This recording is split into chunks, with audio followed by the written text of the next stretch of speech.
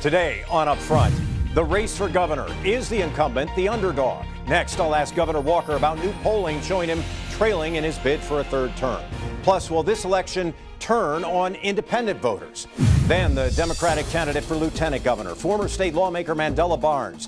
Does he regret some recent controversial comments? Covering the issues important to Wisconsin. This is Up Front with Mike Goucher. Hello again, everyone, and welcome to Up Front. We begin today with the race for governor and the incumbent fighting to keep his job. The latest public poll of the race, out just last week from Reuters Ipsos and the University of Virginia, shows the Democrat State School Superintendent Tony Evers leading Republican Governor Scott Walker. A recent Marquette Law School poll also had Walker trailing Evers. Is Governor Walker now the underdog in his bid for a third term? We're asking the governor about this and much more today in an extended interview. Governor Walker, good to have you back on the program. Glad to be on with you. So I've seen in your fundraising letters, you say the polls are not wrong, the polls are right. Right. So I assume that you see yourself as the underdog at this moment in time. I kind of relish and you it. like that. I like the rumble. A lot of times, not only as governor, but back when I was county executive, I was always the underdog starting out there. And I just think it gives me a chance to focus in on the issues, get out and talk to the people all across the state. And as I mentioned in some of those letters, some people say, oh, the polls were wrong. Right. 2 years ago, I say no. What changed was not that the polls were wrong. What changed, particularly, for example, with Ron Johnson, same Marquette poll, almost exactly the same time 2 years ago, showed him down by 6, it showed me down by 5, was that he got out and got a clear, crisp message to the voters. A lot of volunteers went out and helped him. There was a surge of ads that went from kind of the typical ads to him just talking on TV. That's kind of what we started doing the last few weeks. It's just me talking right to the voter. Give me your sense of why you seem to be struggling with independent voters, a group that you've done well with in past elections. What's going on there? Well, you look from month to month. So we were tied the month earlier, went down a little bit. I think part of it's just a month worth of attack ads. You saw all these groups coming in from Washington and elsewhere attacking. Prime example. There's an ad out there that mistakenly points out a premise to suggest that somehow we're against covering pre-existing conditions. That's absolutely false. It's a very personal issue to me. But you're suing to end Obamacare, right, and which would possibly end pre-existing condition coverage. The key is there's possibly federally, but in the state, as long as I'm governor, I'll always be covered. My wife's a type 1 diabetic. My parents are both cancer survivors. My brother has a heart condition.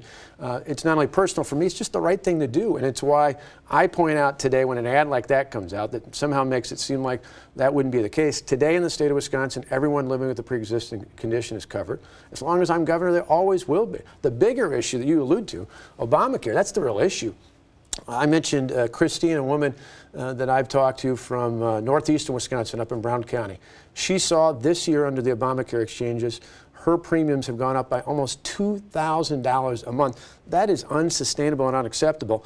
Statewide, on the individual market, it went up about 44%. We took action on that issue. We went out, worked with Democrats and Republicans, passed our health care stability plan, and the federal administration just signed off on it. So we'll see. Our plan will bring lower premiums, better choices, particularly in rural areas, and better health care. So you think it was a good move to sue and to pursue legal action against Obamacare, to say it's unconstitutional? Well, I think Obamacare is a big mess. Whether they change it, we waited for Washington to change it, they failed. And so we took action, not only in the courts, but we're now taking action. This is something, it's not a proposal, it's not a plan. This is something that will happen starting January 1st. We got approval to do that. I signed it. My opponent, Tony Evers, wants to do the opposite. His claim is he wants to take the Medicaid expansion under Obamacare in states like Minnesota and others. When they've done that, premiums actually went up. In Minnesota, they only went down this year after they did something almost identical to our plan, to what we call the Health Care Stability Act. One final question about the independents and the role they'll play this year. Do you think that they will be the determining factor, or is it about getting out your base, getting people motivated in your party to come out and support you again? Historically, it's been both. I mean, we've had strong turnout in the past. Even in the recall election years ago, it was first motivation on the left, then those on the right of center kind of woke up, and in the end, it was people in the middle who looked at the recall and said, hey, you know what, we're Midwesterners. It's not fair to have a recall over something that's just a disagreement. Let's wait till the next election. The next election came, those same independents were the deciding factor in our re-election, and now I believe they will be in this race. And really for us, it's looking at the arc. When we first ran, jobs were the issue. Tonette and I were scared to death that our kids weren't going to be able to find a job, let alone a career, because unemployment the January before I took office was 9.3%. Today, we've gone from jobs to now training the workforce, because in 2018, there's more people in the workforce than ever before. We've had 7 months of 3% or below unemployment. That's a historic low.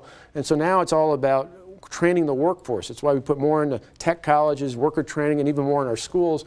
And the third part, to finish the job, is this third term to maintain our workforce, to keep our graduates here, to make sure every student graduates from high school with a career plan, whatever it might be, an apprenticeship, a tech college, an undergraduate, or whatever, and then recruiting more people like veterans, because Wisconsin's the #1 state for veterans benefits, recruiting them here to make sure we have the workforce to fill all these jobs. Do you think the economy is the #1 issue this year? Absolutely. You do? It's not education. Well, the two go hand in hand. The reason why I call myself and others do the education governor is because we tie that in to our workforce needs. We technically today have more career opportunities open in the state of Wisconsin than we have unemployed people. We need every person on the sidelines in the game. It means making sure every student graduates. It's making sure that people with disabilities are able to enter the workforce. People coming out of prison are able to enter the workforce. People on welfare are off of welfare and in the workforce. And we're going to have to attract some new people along the way to help us. Let me ask you a very blunt question. There are people who look at this Scott Walker, the election year Scott Walker, and they say this is a very different guy than he is when he's not in an election race. That now we have money for roads, now we have more money for education. Now we have tax credits for this group or that group. There's a cynicism amongst voters about that you change to fit the election mood, the mood of the electorate at that time. How do you respond to that? Well, I think you look at my record, it's consistent. We started out with jobs, worked the workforce. Now we're about the last step, which is to keep the workforce we have and grow and expand to that.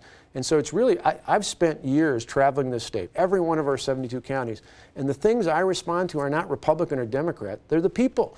When I hear local officials tell me time and time again they need more help when it comes to fixing local roads and bridges, we gave them in our last budget the biggest increase they ever received in 20 years. We're now talking about the largest level ever for that. And the way we pay for it is not through more gas taxes like my opponent's talking about. I mean, heck, he said everything on the table, including a $1 a gallon gas tax increase. That's outrageous. Did he say $1? He did. Or did you say he said $1? No, he asked the day after the primary. He said everything's on the table. Reporters in front of Camp Randall asked him, does that include a $1 a gallon gas tax increase? He said everything's on the table. A couple hours later, presumably after he talked to his political consultants, they said, oh, that's a lie. The fact is, if everything's on the table, that includes a $1 a gallon gas tax increase. If everything isn't on the table, then I think the media should ask him, what is it?